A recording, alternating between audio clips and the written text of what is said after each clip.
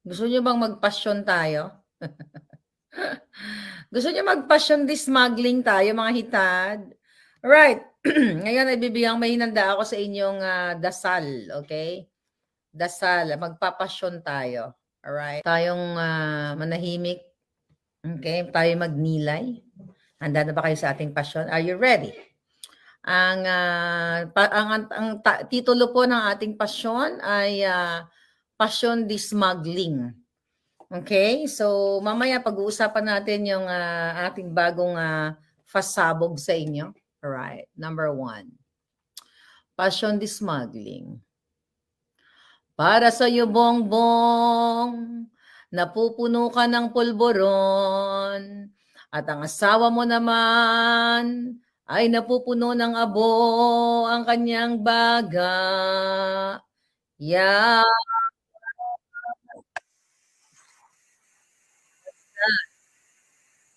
Pag may tumutunog, okay, patayin natin ang tunog na hindi ko inakalang may tumunog. Tuloy ang ating pasyon sa mga nagbubulag-bulagan na loyalista na nakalunok ng ensimada. Naway mamulat kayo sa mapagmanipulang si Liza. Liza Smugs, wag mo nang ikuble na araw at gabi ay kapiling mo si Michael Ma. At kayo ay nagmi-meeting para lulong kumita sa illegal na smuggling at hoarding. Bongbong at Lisa, lubos niyong pinagpalang inyong mga kaibigan, kamag-anak at smuggler sa illegal na pagdinegosyo sa gobyerno. Bongbong, ikaw ay pipi at bingi sa mga nagaganap na offloading, scamming at extortion sa Bureau of Immigration. Andito ba ang aking mga palanggang hitad? Tuloy-tuloy ang ating pagpapasyon. Amen. Naway magkaroon ka naman ng pagmamalasakit sa mga OFW na iyong pinangakuan ng pagbangon. Pero pinabayaan mo silang patuloy na pahirapan dyan sa pambansang paliparan. Oo ng Ginoong Bongbong, under desaya ng sangkalupaan, mabait ngunit lubhang lutang, at puno ng kaduwagan. Bongbong, pinatiki mo sa amin ang buhay na karimari-marim. Kami ay taimtim na dumadalangin na sana patuloy ka ng liparin ng masamang hangin. Isama mo na rin si Lisa patungo sa bangin. Lubos kayong nasiyahan sa paglustay ng pera para sa inyong paglalamierda sa ibang bansa. Hindi na kayo nahiya, binitbit nyo pa ang mga sangkaterbang asungot, traditional media upang pagtakpan ang inyong mga kasinungalingan. Kaya tayong mga mamamayan ay dapat huwag maniwala sa bawat buka ng bunganga ng mga bulaan sa pamahalaan. Aba, Profesora Clarita na nabiyayaan ni Lisa ng generous allowance. Ang mga eskolar ng bayan at mamamayan ay nag-aabang kung kailan mo ibubuladas ang iyong nalalaman. Sa kay Michael Ma at Martin Araneta na magkasosyo sa negosyong smuggling. Andyan ba ang aking mga palangga? Aba, Lisa, karmahin ka nawa sa iyong pag-aalaga ng bulaang taning at tuning na mga sinungaling na inalayan mo ng salapi ng bayan na tumataginting. Ayan. Ayan, pasyon di amor. Pasyon di smuggling tayo palangga sa pagnilay yan. Alright. Ito na tayo. The moment. Okay. The moment, mga palangga, alright, ang ating puting ahas, nag-enjoy ba kayo sa passion? So, dagdagan pa natin yung passion, mga Inday. Okay, dagdagan pa natin. Okay, isa pa. At ikaw naman, boying, lagi ka lang pabida at puro sarswela. Kasama si Ben-Hur na namimilipit ang dila sa paglilita niya ng mga kwentong kahina-hinala. Okay, mga palangga. Ano ba, kumusta kayo dyan? Nasa bakasyon ba kayo? Passion moment, ano? Lala ko dati, nakikisabay ako sa passion moment ng aking lola. Kaya ito seryosong usapan ito, mga palangga. Ayon sa ating puting ahas, si Liza po, okay, wala nang iba, di ba? Nagtatanong tayo, okay?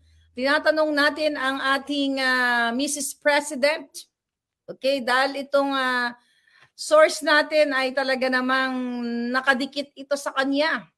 Right? Talagang hindi na daw niya masikmura ang ginagawa nitong aba. Aba, ginang, okay? Ginang ahas. All right. Sa mga palangga, ito, seryoso na tayo. Seryoso naman yung pasyon natin. So, bago ko sabihin kung magkano ang kanyang mga nakakamal dito sa PAGCOR, right? Ayon sa ating puting ahas. Na sukang-suka na yung mga nakapaligid din sa kanya na kailangan na magtrabaho, okay? Nasusuka na raw sa iyo. Dahil isa sa mga pangyayari, mga palangga, lingid sa ating kaalaman, noong December 22, alright, ito pa lang si Smugs ay nalaglag, okay, sa hagdan dahil sa kanyang kalasingan. Oh, Lisa nalaglag sa hagdan, dala ng kalasingan ng wine. Ayan. Alright. Nalaglag sa hagdan noong December 22 na supposedly makikipag-Christmas party siya kay Michael Ma, kay Mel Robles ng PCSO. December 22 po ay nalaglag si Lisa sa hagdan, dala ng kalasingan. Kaya naman siya ay dinala instead na mag-enjoy sila ng party, ay ibinalik siya sa Maynila. Okay, yun ang sabi sa atin. Source, ilan bang nasugatan ka daw, Lisa? Nasugatan ka. Buti hindi ka natulungan ng bongga-bongga. Karma-karma ng konti dahil paunti-unti ang karma. Maabot gina sa imo. Alright, nag-abot na nga. So ngayon, mga palangga, ayon sa ating puting ahas, di ba sinabi ko na sa inyo, at galing to sa ating mga source, na magkakapitbahay si Lisa, si Taning, si Mel, doon, di ba? Sa Benguet, di ba? Doon. Kung saan, sa Baguio. Kung saan may mga kanya-kanya silang doon, rest house. 'Di ba? Ang sarap ng buhay, no? Samantalang ang mga Pilipino ay talaga namang nagsasakripisyo. Patuloy na binibigyan tayo ng kalbaryo ng pamilyang ito. Naway sila ay magkaway-kaway na papuntang Hawaii. Okay. Ayan, sa mga palangga. So, nasugatan siya at ibinalik siya sa Metro Manila noong December 22 ayon sa ating puting ahas. At siya ay dinala dahil syempre ayaw malaman ng buong bayan, pinasikreto lang naman nila yon. Dahil syempre ayaw nilang sabihin sa inyo na ito ay, itong Mrs. President ay laging lango, di ba? Laging lango sa Syoktong. Laging lang ang lola niya. Kaya naman dinala siya sa PSG Hospital, sa hospital ng mga PSD. Meron palang hospital ng PSD, hindi ko nga alam 'yun eh. Ayun, sabi ng malapit to sa kanya, nako baka ligwakin niya itong ahas kong puti. Wag mo na ligwakan tong ahas na puti, 'di ba? Lasing ka naman nun, baka makalimutan mo na dai. All right? Wala to sa TV, 'di ba? Hindi man nila to binalita na nadapa nalaglag daw si Lisa ba? Alright, anyway, pero ito yung matindi, mga palangga.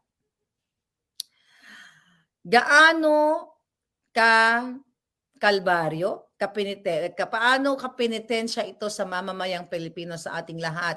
Di ba inilabas na natin ang smuggling business nila? So mga palangga, maliban dito, sa smuggling hoarding na kinasasangkutan ng pamilyang ito, ayon sa ating puting ahas, hindi ito galing sa akin. Wala naman ako dun eh. Yung puting ahas, pinakakawalan natin yan dyan. Nakabuntot kay Liz.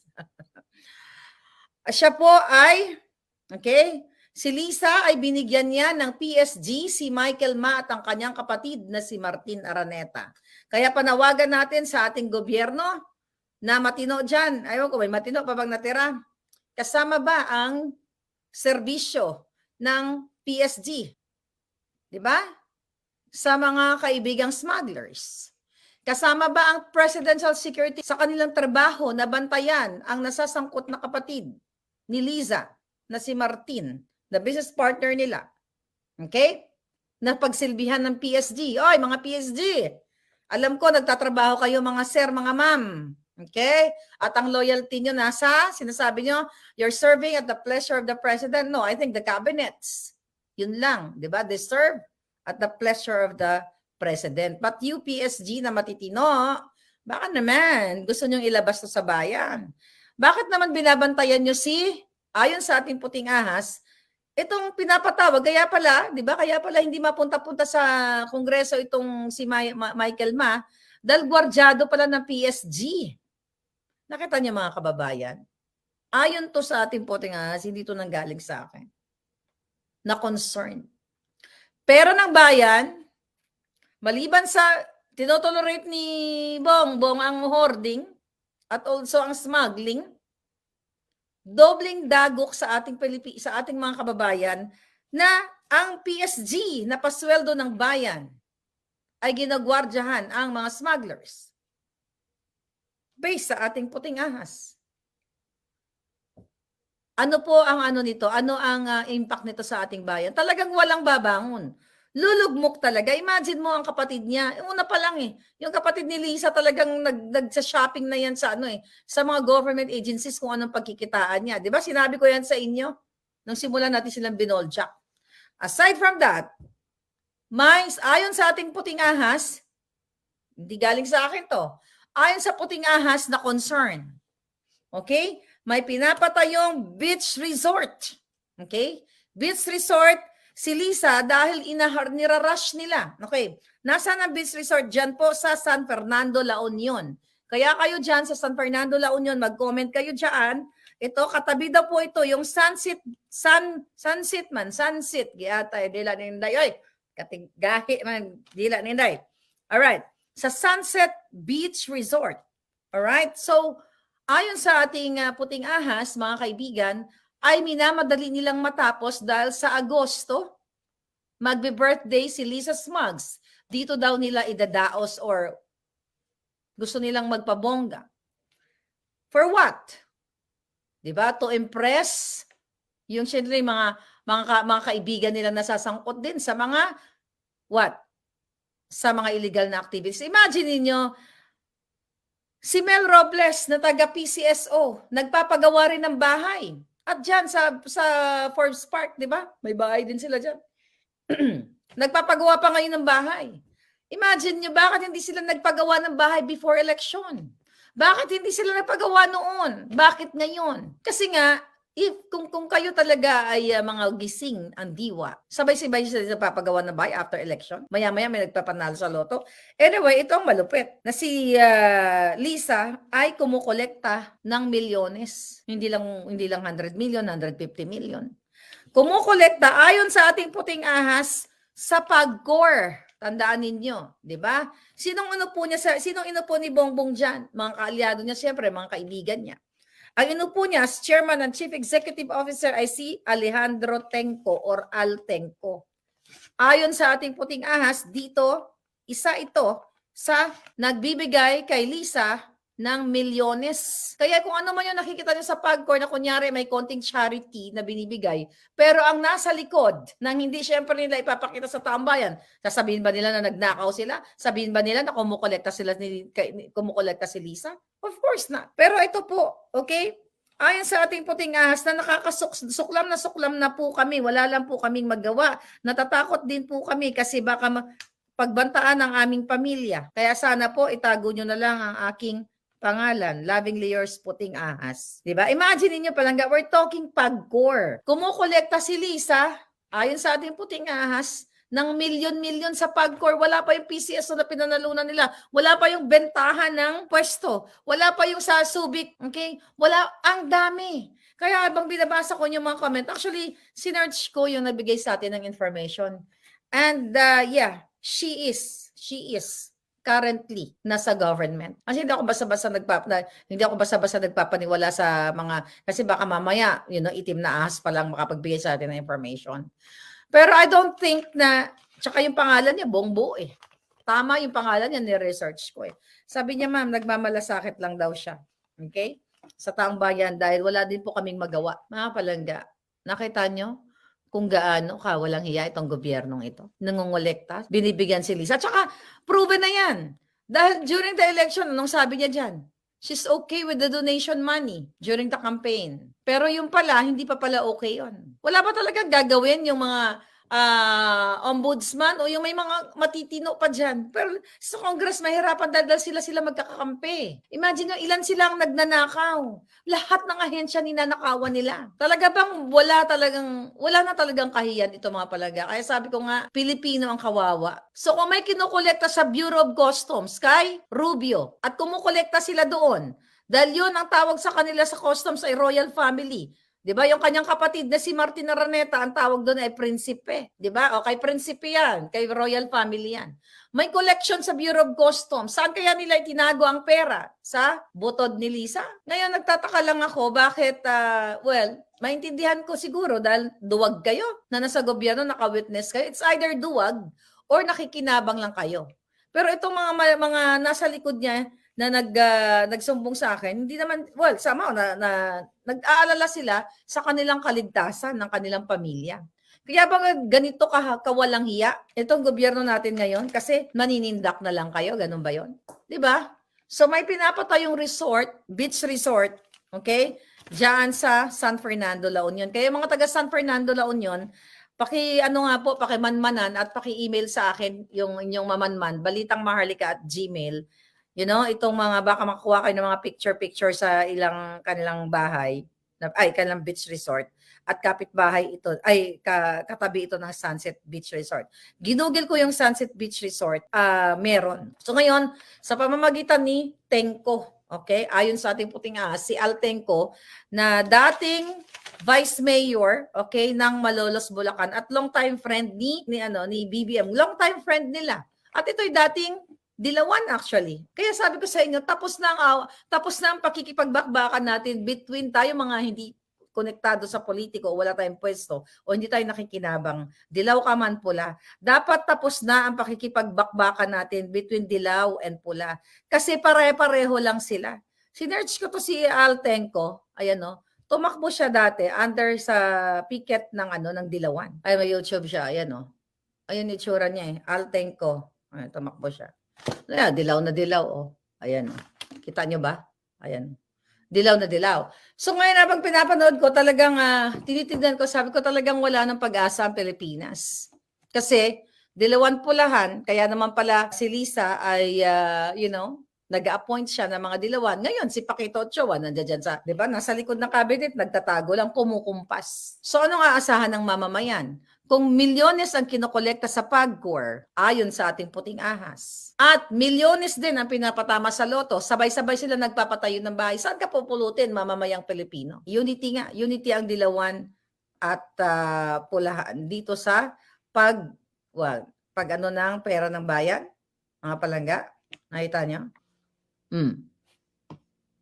Wala na asahan ng taong bayan, sabi ni Maria Socorro Mejia. Kawawang Pilipinas, kurap ang administrasyon. Dapat mapaalis sila ng maaga, kung hindi, mahahakot nila ang yaman ng Pilipinas. Para silang dukha na uhaw sa kwata ng bayan, dapat maparusahan ng mga ito, sabi ni Cesar Villamin. Yun na nga pala nagmamadali sila. Baka nararamdaman na nila yung hakugupit ng galit ng bayan. Later on, magbabayad yung mga yan. Carlo Carla Zaul, Mama Harlika, isigaw niyo po sa mamamayang Pilipino ang kalokohan ng nasa pwesto. Irene, sabi ni Irene, ang kapal ng mukha ni Liza na yan. Ang issue natin, kaya magtaka kayo, hindi pinapatawag si Michael Ma. Yung pala, binigyan pa ng PSG. Ayon sa ating puting ahas. Binabantayan pa ng, my God, kawawa naman yung Pilipinas. Kaya pala wala tayong aasahan na magkakaroon ng hearing dyan patungkol sa smuggling kasi protektado na ng first family. Ayon sa ating puting ahas.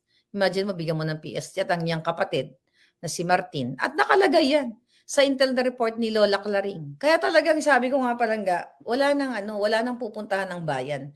Kasi lahat ng mga nilalabas nila sa mainstream, you know, misa kanila mga page, kunyari si Bongbong ganito, si Bongbong gumagawa ng ganyan. Kapag gumagawa, let's say yung sa housing, although tinuloy lang back in Duterte's time. But anyway, sige fine. Namigay ng bahay. Ang tanong, may yung pinagbigyan ba ng, hindi naman binigyan ng bahay yun, low cost housing yun actually. Hindi naman binigay. Magbabayad pa rin yung tao. Tapos pinapalabas na ito, ang ganda ng ginagawa. Pero sa likod ng camera, ang ginagawa, milyon-milyon pala ang kinokolekta ng pamilyang ito galing sa pasugalan, galing sa smuggling, hoarding. So paano mo paniniwalaan yung mga pahapyaw nilang mga ginagawang tulong? Paano? Nararamdaman nyo ba? Kayo ba ay nagkaroon ng trabaho? Yumaman ba kayo? Naging maayos ba ang buhay ninyo? So, ang yumayaman lang, yung mga inupo niya. Dahil ito yung mga kaibigan niya, mga palangga. Pero kayo dyan sa Pilipinas, patuloy na, magiging dukha at tuwing eleksyon ay gagamitin na lang at gagamitin ng mga politiko. So ulit, it's up to you kung paano natin harapin ito. But hindi ako titigil na maging isa sa boses nyo. Okay, I'm not gonna stop. Walang susuko. Kung di natin tinigilan yung mga sinasabi nating mga dilawan, yung pala magkakakampi sila. All throughout pala na makikipaglaban natin na huwag ibalik ang dilawan, nagkamali tayo doon. Kasi ang ibinalik, sila dilaw. So hindi pula ang Marcos, they're dilaw din. Kasi po nila dilaw eh. You know why? Pare-pareho silang dilaw. You know, red is my favorite color. Kasi red is really brave. Diba? Parang ang ganda ng kulay na yan eh. Ano yan? Simbolo yan ng katapangan eh. Pero tignan mo, di ba? Ang inuupo, dilawan. Ang style ng kanilang pangulimbat ay dilawan style. So what's the point na dakdak tayo ng dakdak ng dilawan? Di ba? Dilawan ang pag-uugali nila kasi ang dilawan is nagsisimbolize siya ng cancer sa lipunan. They're not pulahan, they're dilawan. Kahit sa mga basurahan, di ba? O sa hospital, di ba? Toxic yan. Dilaw. Jaundice yan. So they're not pulahan. Kasi ang pulahan, di ba? Katapangan yan, nagsisimbolize ng katapangan eh. Nagtatago sila sa kulay na pula. Pero pare-pareho lang sila na nililimas ang kaba ng bayan. So ngayon, nung pinagtatanggol natin na sila ay mabuti, ganito, ganyan, dahil naniniwala tayo na iahon tayo, mali pala tayo. So yung mga dilaw na umaatake sa kanila, nung time na yon, so dito natin marirealize na dahil, kanya-kanya silang kung sinong makaupo, sila ang magkukubra. So yung panahon ng dilaw, nakakubra sila, daming yumaman, syempre. Ngayon, panahon ng pula pero dilaw, di ba? Pabilisan sila ng kubra. Bureau of Customs lang. Recently, di ba, in-interview ni Tuning, si Rubio, na pag-usapan natin yan. Para sabihin sa taong bayan, para i-cover up na ang kapatid ni Lisa ay hindi daw nasasangkot. That's really totally mga palangga cover up. Tapos ito, nalaman na naman natin, hindi lang sa Bureau of Customs, hindi lang sa PCSO, di ba na may maya-maya nagpanalo, baka si Lisa nananalo din sa PCSO, may dami din siya. Sa PAGCOR, milyones din. Tapos sa ahon ng bayan, aasa tayo na magsasalta si First Gentleman about corruption.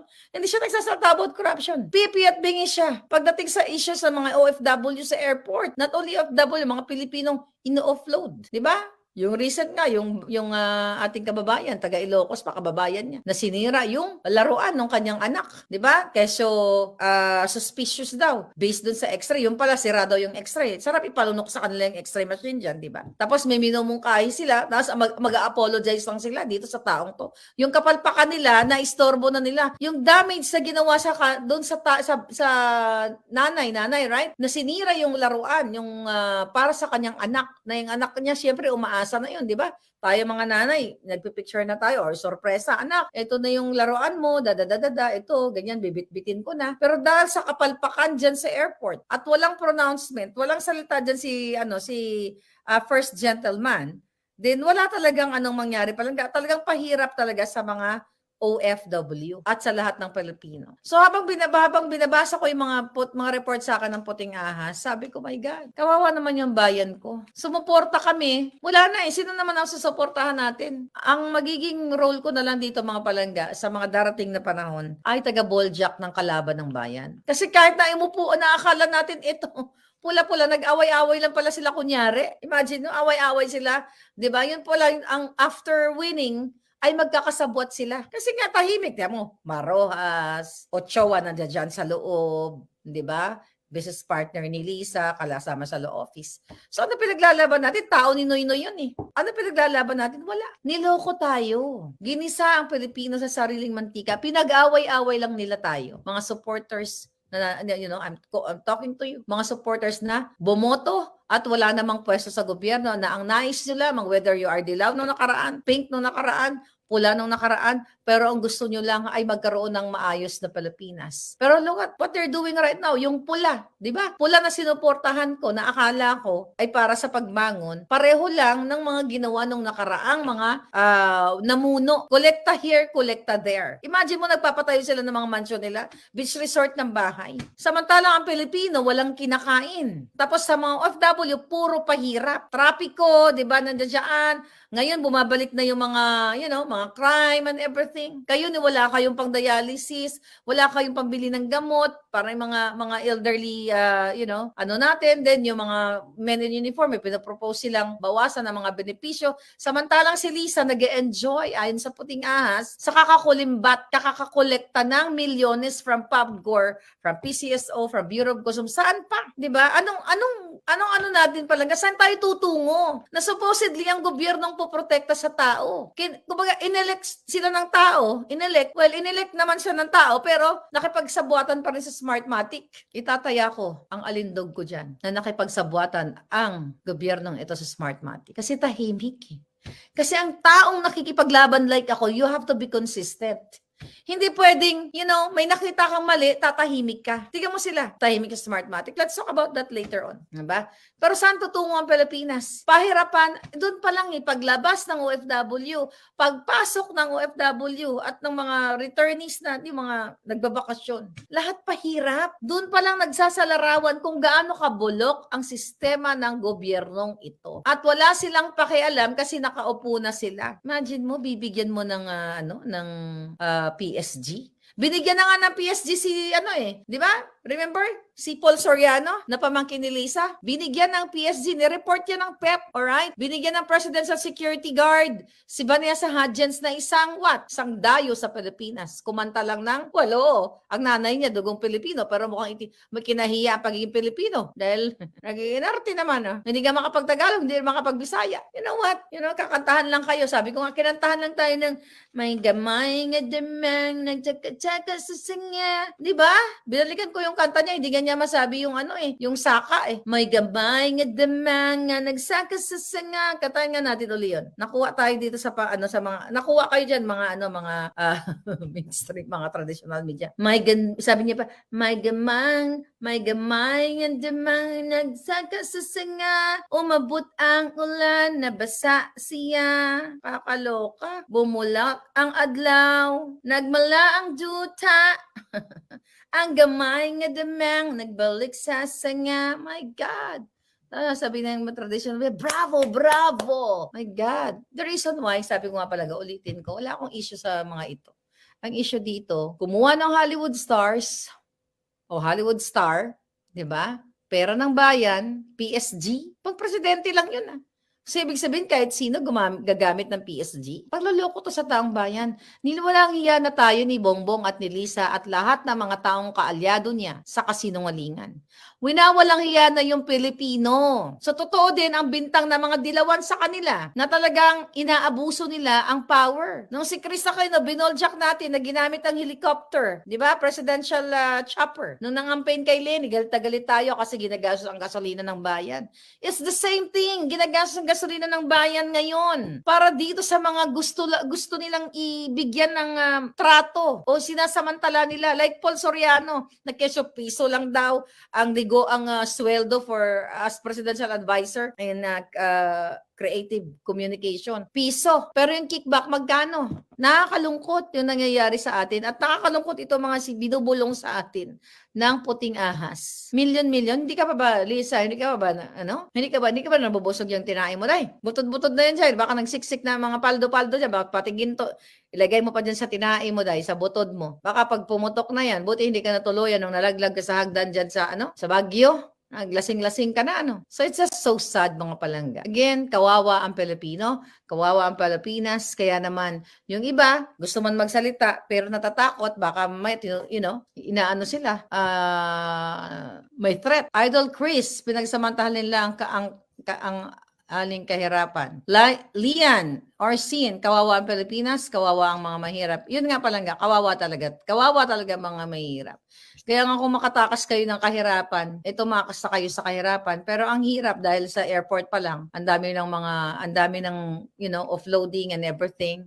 Tapos kakwartahan ka, scamming, extortion. Saan pupulutin ang bayan ko, mga palangga? I don't know kung sa entire habang nabubuhay ako, pag nagsasalita tayo, pag nagsasalita ako, may mabago. Kasi ito din yung sinasabi ko noon eh. Nung binubodya ko yung mga dilawan, sana si Bongbong na. Sana manalo na si Bongbong, si Bongit, kasi siya na yung makakaahon sa kahirapan at sa pagbangon mo. Hindi lalong palubog tayo. Imagine may asawa niya nagpapakasasa. Alang man din niya ito alam. Dahil ang asawa niya ang nagdedesisyon kung sinong iupo. Kung sinong uupo na kanilang mapapakinabangan at makakasabwat sa mga pang-extort o itong mga illegal activities na ito. Okay lang. Mag-upo sila ng mga mahirap sa mga kamag-anak nila, mga pamangkin nila, mga inaanak and everything. Wala namang problem. Ako sa akin walang problema as long as nagkakaisa sila sa mabuting gawain sa bayan. Pero hindi, nagkakaisa sila kung paano limasin ang pera ng bayan. Ayaw magbayad kayo, Sana mabilis ang pagbayad ninyo. Dahil suklam na suklam ako sa inyo. After all, pag-support ko sa inyo, unconditional support, you know what? Sabi ko nga, to the highest level yung pagkasuklam ko sa inyo, Lisa at Bongbong. Irreversible ang pagkasuklam ko sa ginagawa nyong kawalanghiyaan sa bayan kong sinilangan, na ginagamit nyo lang kundi gatasan. Yung mga anak nyo nga, di ba? Hindi nga makapagsalita ng straight Tagalog. Doon pa lang actually, na-miss ko yun eh. Nahirap managa. Doon pa lang, kayo ay, anong tawag dito? Dayuhan sa sarili nyong bayan. Napakadayuhan nyo sa sarili nyong bayan, di ba? Pinagmamalaki pa rin sana, she's very New York. Buti sana, baka citizen ka ng Amerika, hindi ko alam. Dapat imbestigan din ang citizenship niya kasi sabi niya, she's very New York. O, di ba? O, tapos si Bongbong is very Briton. Hindi ba kayo very Ilocano? Dapat ganon. Pero you are not proud of your country at all. Ngayon nakikita na natin. You are not proud at all. Kasi kung proud kayo at talagang gusto nyo paglingkuran ng bayan, in the first place, hindi kayo makikipagsabuatan sa smuggling, hoarding. Hindi mo sasabihin, Bongbong, na smuggling is okay. It's part of the business. At hindi nyo pipigilan ang hearing dyan sa Congress. Under Aguila, gaya naman ang mayaman sa Pilipinas, ayaw magtagalog. Oo nga eh. Diba? Kay Vanessa, may sakit na mga nagsagsasinga, nabasa siya. Maria Socorro Mea, bagong Pilipinas, nye. Niloko nga tayo palangga. Hanggang nandyan si Smart Magic, hindi tayo magkakaroon ng matino na mga mamumuno. Paano mapapatalsik ang mga hinayupak na Marcos Araneta na yan? Sabi ni Carlos Katz. Nasa kamay ng mga tao yan palangga. Kamay ninyo, kamay ng bayan. So yun lang yung gusto ko i-share sa inyo na ibulong sa atin ng puting ahas na nagpapatayo sila ngayon ng beach resort. Ano pa kaya ang pinatayo nila? Maliban sa travel there, travel here nila, talagang nagmamadali sila. O baka nililibing nila yung pera sa ilalim ng lupa para walang ebidensya. So malungkot bilang isang Pilipino, lalo na kayo nasa Pilipinas na umaasa kayo sa pagbabago. Umasa kayo na magkaroon ng kaluwanan ng bayan natin. Hirap na hirap kayo pumila sa mga government hospitals. Hirap na hirap kayong humingi ng guarantee letter sa iba't ibang mga politiko. 'Di ba? Para kayo nagmamakaawa, parang pera nila na supposedly pwede naman itulong diretso 'yun. Lahat ng mga nagdadialysis dapat libre na. Kasi milyon-milyon na kulimbat nila eh. Dapat sa mga government hospital walang kakayanan. 'Di ba? Libre na yung mga dialysis, libre na yung mga procedure. 'Di ba? Ibalik. Sabi nga ni Bongbong noon, ibalik daw yung tulong sa tao. Ibalik ang tulong sa tao o ibalik sa smugglers. Di ba? Hindi nyo ba nakikita yung mga tao dyan? Yung kaibigan ko, kakilala ko actually, na nagsisend sa akin na pumila pa lang kay Tulpo. Kay Tulpo, yung nahingi sila ng tulong dyan kay Tulpo, dyan daw sa Quezon City ba? Mas nakapila dyan, kawawa yung mga tao, hirap na hirap. Di ba kung saan sila pwedeng pumila, doon sila out of kahirapan. Samantalang itong pamilyang ito at ng kanilang mga business partners sa smuggling business, kumukolekta ng milyon. Samantalang kayo, na bumoto at nagpakahirap, sigaw-sigaw, bagong Pilipinas. Ayan, ano na pala natin? Nabudol tayo. Di ba? Walang bago sa Pilipinas. Ang magbabago, etong mga dilawang pulahan. Sila lang ang magbabago ng nakaupo. Dahil sabay-sabay nagpapatayo sila ng bahay. Di ba? Ang asawa ng PCSO, post ng post. Okay? Sabi ng kanyang amiga, sinend sa akin, na mga luxurious bags and everything. Pati aso, sabi ko sa'yo, nagbe-birthday milyon-milyon. Nakita nyo, PCSO pa lang, we're talking sa PCSO. Wala pang ibang departamento. Kaya nagtakat kayo kung bakit hindi umuunlad ang bayan natin. Kahit sino ang ipo natin. Hanggat walang taong nagmahal, walang presidente, okay, na magmamahal ng lubos at ang mga tao nila sa baba, kahit magkaroon pa kayo ng dalawang buhay sa mundong ito palangga, ito pa rin ang makikita natin. But ako, sabi ko, I'm not gonna stop sa pagko-call out sa kanila. Kahit na alam ko ang laban ko ay suntok sa buwan, laban natin mga palangga. I hope magmilagro ang Diyos sa atin. Pero ang nakakalungkot talaga, ito, pagawa sila ng mansyon. Sino pang mga magpapagawa ng mansyon ngayon?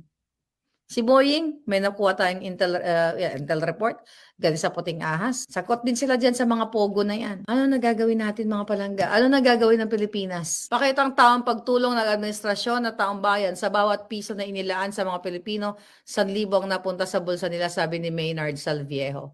Exactly mga palangga. Akala ko mga may gold ang mga Marcoses, no need to corrupt. Akala ko palangga.